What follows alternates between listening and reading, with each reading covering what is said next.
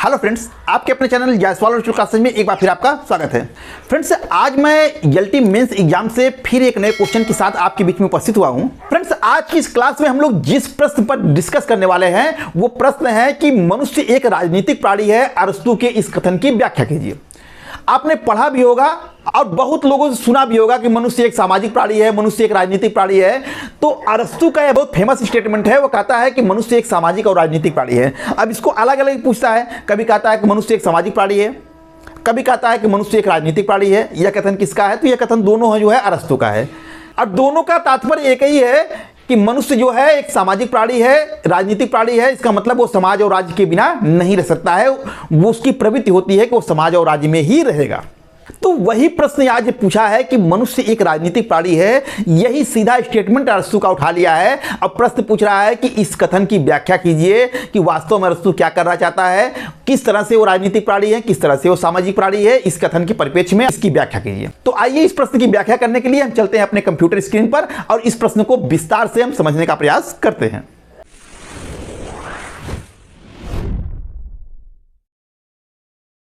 LT mains exam answer writing technique दीर्घ उत्तरी का प्रश्न आज भी लिया गया है और जिसके लिए कुल निर्धारित अंक है 12। समय 9 मिनट ही रखा गया है, यानी 9 मिनट में आपको अधिकतम 200 शब्दों में इस क्वेश्चन के उत्तर को लिखना है। प्रश्न है कि मनुष्य एक राजनीतिक प्राणी है, अरस्तू के इस कथन की व्याख्या कीजिए। अब भूमिका से इसकी शुरुआत करेंगे तो लिखा है भूमिका कि अरस्तू का प्रसिद्ध कथन है कि मनुष्य स्वभाव से ही एक राजनीतिक प्राणी यानी पॉलिटिकल एनिमल है। उसके ग्रंथ ये पॉलिटिक्स का आधार है। इससे उसका आशय है कि मनुष्य का पूर्ण विकास केवल समाज और राज्य में रहकर ही संभव है। यानी जो अरस्तू ये कह रहा है कि मनुष्य एक राजनीतिक प्राणी है, इसका तात्पर्य क्या है कि मनुष्य जो है वो उसका पूर्ण विकास जो है समाज और राज्य में रहकर ही हो सकता है। समाज के बाहर उसका कोई अस्तित्व नहीं है। आप देखते हैं कि कहीं कहीं लिखा रहेगा कि मनुष्य एक सामाजिक प्राणी है, यह स्टेटमेंट भी अरस्तू का है। मनुष्य एक राजनीतिक प्राणी है, यह स्टेटमेंट भी अरस्तू का है। क्यों? क्योंकि अरस्तू ने जो है वो राज्य और समाज में कोई अंतर नहीं माना है। राज्य समाज को दोनों को एक ही मानता है। इसीलिए जब वो कहता है कि मनुष्य स्वभाव से एक राजनीतिक प्राणी है तो इससे उसका आशय होता है कि मनुष्य का पूर्ण विकास केवल समाज या कहिए कि राज्य में रहकर ही संभव है। अब इसी स्टेटमेंट की हमको व्याख्या करना है कि अरस्तू ने आखिर मनुष्य को सामाजिक प्राणी किस आधार पर कहा है। तो व्याख्या में देखिए फ्रेंड्स, व्याख्या में जो है पहला पॉइंट है कि सामाजिक प्रकृति, यानी जो ये प्रश्न कर रहा है कि मनुष्य का जो है एक राजनीतिक प्राणी है, उसका विकास जो है राज्य या समाज में रहकर ही संभव है। तो उसके पक्ष में जो तर्क दिया जा रहा है पहला है कि सामाजिक प्रकृति, यानी मनुष्य की प्रकृति ही ऐसी है कि वह जो है समाज में रहना ही पसंद करता है। लिखा है कि मनुष्य स्वभावतः एक सामाजिक है, यानी सामाजिक प्राणी है। वह अकेले नहीं रह सकता है। परिवार, ग्राम, अंततः राज्य का निर्माण जो है उसकी इसी प्रवृत्ति का परिणाम है। यानी कि जो एक स्टेटमेंट अरस्तू ने दिया है उसके पक्ष में हमने पहला तर्क क्या दिया कि मनुष्य की प्रकृति जो है वो सामाजिक है। यानी मनुष्य एक सामाजिक प्राणी है, वह समाज में रहना ही पसंद करता है, अकेले रहना पसंद नहीं करता है। और उसकी इस प्रवृत्ति के कारण ही परिवार का उसने निर्माण किया। आगे चल कर के कई परिवारों से ग्राम बने और कई ग्रामों के मिलने के बाद अंततः जो है राज्य का निर्माण होता है। जो यह सिद्ध करता है कि वास्तव में मनुष्य जो है वो एक स्वभावतः जो है सामाजिक प्राणी है, क्योंकि उसी के परिणाम स्वरूप ही उसने परिवार, ग्राम और राज्य का निर्माण किया। दूसरा है भाषा एवं तर्क शक्ति। मनुष्य में वाणी और तर्क की क्षमता होती है जिसके माध्यम से वह न्याय, अन्याय तथा उचित अनुचित का विचार करता है और सामूहिक जीवन को संगठित करता है। फिर से पृथ्वी पर मानव ही एक ऐसा प्राणी है जिसके अंदर जो है बोलने और तर्क करने की क्षमता होती है। वह अपने विचारों को भाषा के माध्यम से व्यक्त कर सकता है, जिसकी अपनी एक भाषा होती है, लिपि होती है। ये अन्य किसी प्राणियों में आपको नहीं पाई जाती है। इसीलिए मनुष्य जो है वो अन्य जानवरों से, अन्य प्राणियों से श्रेष्ठ है। उसके अंदर तर्क करने की क्षमता होती है, न्याय, अन्याय, उचित अनुचित के भेद करने की क्षमता होती है, जो कि अन्य लोगों में नहीं पाई जाती है। और ये शक्ति का प्रयोग वो कहाँ करेगा? वो समाज में करेगा। इस शक्ति का प्रयोग वो राज्य में करेगा, क्योंकि अकेले रहेगा तो अकेले किससे बात करेगा, किससे तर्क करेगा, क्या न्याय अन्याय करेगा? तो इसके लिए उसको समाज और राज्य की आवश्यकता पड़ती है। वही चीज़ यहाँ लिखा गया है कि भाषा एवं तर्क शक्ति के कारण जो है मनुष्य जो है में वाणी और तर्क की क्षमता होती है, जिसके माध्यम से वो न्याय, अन्याय, उचित अनुचित के विचार करता है और सामूहिक जीवन को संगठित करता है। ठीक है, तो इसीलिए जो है अपनी इस गुण के विकास के लिए वो जो है समाज पर निर्भर है, राज्य पर निर्भर है। इसीलिए अरस्तू कहता है कि मनुष्य एक राजनीतिक प्राणी है। तीसरा है फ्रेंड्स नैतिक विकास। राज्य के माध्यम से मनुष्य अपने नैतिक एवं बौद्धिक गुणों का विकास करता है, जिससे उत्तम जीवन प्राप्त होता है। फ्रेंड्स, व्यक्ति का अरस्तु कहता है कि नैतिक विकास जो है वो राज्य और समाज में ही संभव है। राज्य के बाहर रहकर के मनुष्य अपने नैतिक और बौद्धिक गुणों का विकास नहीं कर सकता है। अरस्तु कहता है कि मनुष्य का जीवन क्या है, मनुष्य जो है वो अच्छे जीवन की प्राप्ति के लिए प्रयासरत रहता है। राज्य में रहकर ही व्यक्ति जो है वो उत्तम जीवन की प्राप्ति कर सकता है। राज्य ही उसके हितों की रक्षा करता है। राज्य में रहकर ही वो अपना बौद्धिक विकास कर सकता है। इसलिए कहा जाता है कि मनुष्य जो है वो एक राजनीतिक और सामाजिक प्राणी है। ठीक है। चौथा दिया है फ्रेंड्स कि राज्य की अनिवार्यता। अरस्तु कहता है कि जो व्यक्ति राज्य या समाज में नहीं रहता वह या तो पशु होगा या देवता। अरस्तु कहता है कि मनुष्य एक सामाजिक और राजनीतिक प्राणी है। अगर कोई व्यक्ति समाज या राज्य में नहीं रहता है तो इसका मतलब है कि वह या तो जानवर होगा या फिर देवता होगा। अगर वो मनुष्य है तो वो समाज में ही रहेगा, समाज के बाहर उसका अस्तित्व नहीं है। तो वही अरस्तु ने लिखा है कि जो व्यक्ति राज्य या समाज में नहीं रहता है वो या तो पशु है या तो देवता। अर्थात सामान्य मनुष्य के लिए राज्य जो है आवश्यक है। राज्य के बाहर, समाज के बाहर रह करके वो अपने व्यक्तित्व का विकास नहीं कर सकता है। राज्य जो है उसके लिए अनिवार्य है। इसीलिए मनुष्य को अरस्तु ने एक राजनीतिक प्राणी कहा है। पांचवा है कि पूर्णता की प्राप्ति। राज्य का अस्तित्व केवल जीवन जीने के लिए नहीं है बल्कि अच्छे जीवन की प्राप्ति के लिए है।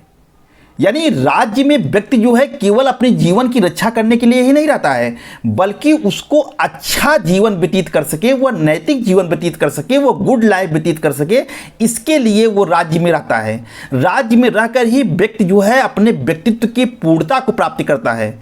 राज्य के बाहर रह करके वो पूर्णता कभी प्राप्त कर ही नहीं सकता है। इसीलिए उसका एक स्टेटमेंट बहुत फेमस है जिसमें वो कहता है कि राज्य का उदय जीवन की रक्षा के लिए हुआ है और सद्जीवन के लिए उसका अस्तित्व बना हुआ है। सद्जीवन मतलब अच्छा जीवन, अच्छा जीवन मतलब गुड लाइफ। यानी राज्य का अस्तित्व जो है किसके लिए है, वो अच्छे जीवन की प्राप्ति के लिए, व्यक्ति के नैतिक जीवन की प्राप्ति के लिए बना हुआ है। और यही नैतिक जीवन जब व्यक्ति प्राप्त करता है तो वो अपनी पूर्णता को प्राप्त करता है। इसीलिए राज्य में ही व्यक्ति अपनी पूर्णता को प्राप्त कर सकता है, अपने व्यक्तित्व का समुचित ढंग से विकास कर सकता है। इसीलिए अरस्तु कहता है कि मनुष्य एक राजनीतिक प्राणी है क्योंकि वह राज्य और समाज के बिना उसका कोई अस्तित्व नहीं है। तो फ्रेंड्स, उपयुक्त बिंदुओं के माध्यम से अरस्तु यह सिद्ध करने का प्रयास करता है कि मनुष्य जो है एक राजनीतिक प्राणी है। अब हम निष्कर्ष की तरफ बढ़ेंगे फ्रेंड्स और देखेंगे एक संतुलित निष्कर्ष। अतः अरस्तु के अनुसार मनुष्य की प्रकृति ही उसे राजनीतिक बनाती है और राज्य उसके सर्वांगीण विकास का सर्वोत्तम माध्यम है। यहाँ निष्कर्ष में बताया गया है कि अरस्तु यह कहता है कि मनुष्य का जो स्वभाव है वही उसको राजनीतिक बनाती है। यानी वो स्वभाव से ही समाज में रहना चाहता है, उसकी प्रकृति ही सामाजिक है, उसकी प्रकृति ही राजनीतिक है और यही उसकी जो प्रकृति है वही उसको राजनीतिक बनाती है। इसीलिए कहा जाता है कि मनुष्य एक राजनीतिक प्राणी है और राज्य में रहने पर ही उसका सर्वांगीण विकास हो सकता है। राज्य ही उसके सर्वांगीण विकास का सर्वोत्तम माध्यम है। ठीक है। और इस तरह से इस निष्कर्ष के माध्यम से इस प्रश्न को समाप्त किया जाता है। तो एक बार फ्रेंड्स फिर से हम पूरे प्रश्न को देख लेते हैं। प्रश्न है फ्रेंड्स कि मनुष्य एक राजनीतिक प्राणी है। अरस्तु के इस कथन की व्याख्या कीजिए। भूमिका दिया गया है। भूमिका में लिखा गया है कि अरस्तु का प्रसिद्ध कथन है कि मनुष्य स्वभाव से एक राजनीतिक प्राणी है, यानी पॉलिटिकल एनिमल है। उसके ग्रंथ पॉलिटिक्स का आधार है। इससे उसका आशय है कि मनुष्य का पूर्ण विकास केवल समाज और राज्य में रहकर ही संभव है। अब इस कथन की पुष्टि के लिए यहाँ इसकी व्याख्या दी गई है। कुछ जो है पॉइंट्स दिए गए हैं। पहला पॉइंट है कि सामाजिक प्रकृति, यानी कि मनुष्य स्वभावतः एक सामाजिक प्राणी है। वह अकेले नहीं रह सकता है या उसे अकेले रहना पसंद नहीं है। परिवार, ग्राम और अंततः राज्य का निर्माण जो है उसकी इसी प्रवृत्ति का परिणाम है। दूसरा पॉइंट है भाषा एवं तर्क शक्ति। मनुष्य में वाणी और तर्क की क्षमता होती है जिसके माध्यम से वह न्याय, अन्याय तथा उचित अनुचित का विचार करता है और सामूहिक जीवन को संगठित करता है। तीसरा पॉइंट है नैतिक विकास। राज्य के माध्यम से ही मनुष्य अपने नैतिक एवं बौद्धिक गुणों का विकास करता है जिससे उत्तम जीवन की प्राप्ति होती है। चौथा है राज्य की अनिवार्यता। अरस्तु कहता है कि जो व्यक्ति राज्य और समाज में नहीं रहता है वह या तो पशु है या तो फिर देवता है। अर्थात सामान्य मनुष्य के लिए राज्य जो है वो आवश्यक है। अगला है फ्रेंड्स कि राज्य की अनिवार्यता। अरस्तु कहता है कि जो व्यक्ति राज्य समाज में नहीं रहता है वह या तो पशु है या फिर देवता है। अर्थात सामान्य मनुष्य के लिए राज्य जो है वो आवश्यक है। पांचवा है पूर्णता की प्राप्ति। राज्य का अस्तित्व केवल जीवन जीने के लिए नहीं है बल्कि अच्छे जीवन की प्राप्ति के लिए है। इसलिए व्यक्ति राज्य में ही अपनी पूर्णता को प्राप्त करता है। तो इस तरह से इन 5 पॉइंटों के माध्यम से अरस्तु के इस कथन के कि मनुष्य एक राजनीतिक प्राणी है, हम पुष्टि करते हैं। इसके बाद हम निष्कर्ष लिखते हैं। निष्कर्ष में बताया जाता है कि अतः अरस्तू के अनुसार मनुष्य की प्रकृति ही उसे राजनीतिक बनाती है और राज्य उसके सर्वांगीण विकास का सर्वोत्तम माध्यम है। इस तरह से फ्रेंड्स 200 शब्दों के अंदर जो है इस प्रश्न को लिखने का प्रयास किया गया है। आपको लिखने का तरीका बता दिया गया है। आप इससे भी अच्छा अगर लिख सकते हैं या इसमें कुछ फेरबदल करके इसको और अच्छा बना सकते हैं तो आप कर सकते हैं, उसके लिए आप स्वतंत्र हैं। हमारे तरफ से इस प्रश्न को 200 शब्दों की सीमा के अंदर अच्छे से लिखने का प्रयास किया गया है। आप चाहें तो इसको और बेहतर बना सकते हैं। अब फ्रेंड्स हम जैसा कि हर प्रश्न के अंत में बताते हैं कि उस प्रश्न से, उस टॉपिक से पूछे जाने वाले जो अन्य महत्वपूर्ण प्रश्न हैं वो कौन कौन से हैं। तो अरस्तू से भी जो महत्वपूर्ण प्रश्न बनते हैं, संभावित प्रश्न, उन संभावित प्रश्नों पर भी हम चर्चा करेंगे कि कौन कौन से इंपॉर्टेंट प्रश्न बनते हैं। आप इसको भी देख लीजिएगा। पहला है कि अरस्तू के राज संबंधी विचारों का वर्णन कीजिए। इसको भी आप देखिएगा, काफ़ी पूछा हुआ क्वेश्चन है। दूसरा क्वेश्चन, अरस्तू के अनुसार मनुष्य एक राजनीतिक प्राणी है, व्याख्या कीजिए। इस क्वेश्चन को अभी हमने करा ही दिया है। तीसरा है अरस्तू के संविधान का जो वर्गीकरण है इसका वर्णन कीजिए। चौथा है अरस्तू के न्याय संबंधी विचारों का विश्लेषण कीजिए। अब पांचवा है अरस्तू के विचारों में मध्यम वर्ग की जो अवधारणा है उसके महत्व को आप स्पष्ट कीजिए। छठवां क्वेश्चन है फ्रेंड्स कि प्लेटो और अरस्तू के राज संबंधी विचारों का तुलनात्मक रूप से अध्ययन करना है। सातवां है अरस्तू की नागरिकता की अवधारणा को स्पष्ट कीजिए। आठवां है अरस्तू की दास प्रथा की अवधारणा का वर्णन कीजिए। और नौवां है अरस्तू के राज संबंधी विचारों का आलोचनात्मक वर्णन कीजिए।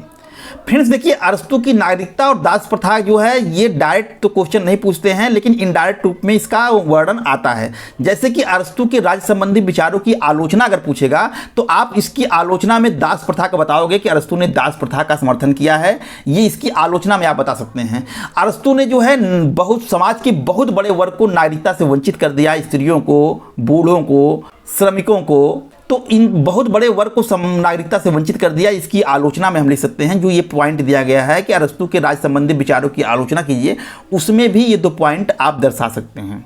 इसके बाद स्वतंत्र रूप से भी इसको पूछ सकता है, लेकिन ये है कि ये इनडायरेक्ट ही पूछा गया है। आप इसको एक बार देखे रहिएगा, ठीक है। तो इस तरह से 9 क्वेश्चन जो है हमारी तरफ से आपको दिए गए हैं कि ये 9 क्वेश्चन जो है अरस्तू से इंपॉर्टेंट बनते हैं। तो आप इसको भी अच्छे से देखे रहिएगा। और इसी के साथ फ्रेंड्स आज का जो ये क्लास है वो यहीं पर समाप्त होता है। अब मुझे उम्मीद है कि आज की इस क्लास में इस प्रश्न के माध्यम से जो कुछ भी आपको बताने और समझाने का प्रयास किया गया है वो सब कुछ आपको समझ में आया होगा और ये क्लास आपको अच्छी लगी होगी। फ्रेंड्स, क्या आप टीजीटी सामाजिक विज्ञान, पीजीटी सिविक्स या पॉलिटिकल साइंस से नेट जेआरएफ की तैयारी करना चाह रहे हैं? तो बिना देरी किए हुए प्ले स्टोर पर जाइए और जायसवाल वर्चुअल क्लासेज के ऐप को डाउनलोड कीजिए। ऐप डाउनलोड करने के लिए प्ले स्टोर में जाकर के टाइप कीजिए जायसवाल वर्चुअल क्लासेज और सर्च कीजिए। आपको कुछ इस तरह से इंटरफेस खुल के सामने आएगा और वहाँ जायसवाल वर्चुअल क्लासेज का आपको लोगो दिखाई दे रहा होगा। उस पर क्लिक कीजिए और लोगो सहित जायसवाल वर्चुअल क्लासेज लिखा हुआ कुछ इस तरह का इंटरफेस आपके सामने आएगा। आप इंस्टॉल का बटन दबा दीजिए। इंस्टॉल होने के बाद ओपन का बटन दबाएंगे तो जायसवाल वर्चुअल क्लासेज का ऐप खुल जाएगा। यहाँ पर आपको लॉगिन करने के लिए मोबाइल नंबर और कुछ परमिशन मांगा जाएगा। जैसे ही आप मोबाइल नंबर डाल के परमिशन देते हैं ऐप चालू हो जाएगा और सारी सूचनाएं यहीं पर मिल जाएंगी। तो बिना देरी किए फ्रेंड्स ऐप को डाउनलोड कीजिए।